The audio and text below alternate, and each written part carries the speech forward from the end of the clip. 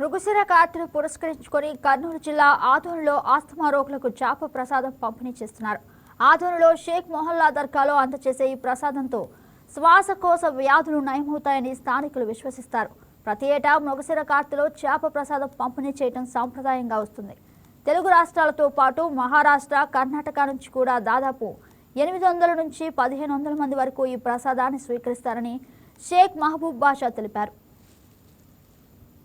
ప్రతి సంవత్సరం వేస్తాం. ఇది వచ్చి మనకి కార్తీకని వస్తుంది. ఇది ఇస్తాం మేము ప్రతి సంవత్సరం ఇస్తాం. ఇప్పటికి వచ్చి కాసి మాకి 600 మంది 700 మంది వస్తారు. ఇటుకి వేసుకొని వేస్తారు. మహారాష్ట్ర, కర్ణాటక, మన ఆంధ్రప్రదేశ్, తెలంగాణ ఆడ నుంచి చాలా మంది వస్తారు. సంవత్సరం ఒకసారి. ఇది 4 గంటల 24 గంటలు టైం ఉంటుంది. ఇది అంతే ఒక రోజు. ఈ లాభం వచ్చి కాసి ఆస్తమా, దగ్గు, దమ్మ అది ఉంటుంది. దానికి అది ఆస్తమా ఉంటుంది. దానికోసం ఇది చేస్తారు అనమాట. ఆయుసం వస్తుంది మనిషికి, కఫ్ వస్తుంది. పిల్లలు కానీ పెద్దోళ్ళు కానీ కఫ్ వస్తుంది కదా, కఫ్ కోసం పనిచేస్తుంది.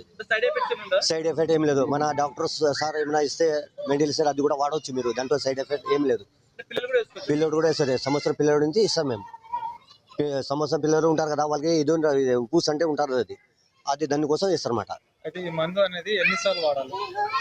3 సంవత్సరం వాడాలి మేము. 3 సార్లు కానీ 5 సంవత్సరం కానీ వాడాలి. ఇది కంపల్సరీ.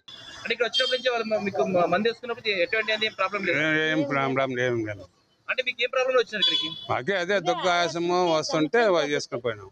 వచ్చాము అంతే, ఏం లేదు. నాకు అదే ఇంకా దండిగా నిన్న వచ్చింటారు వాళ్ళందరూ. దండిగా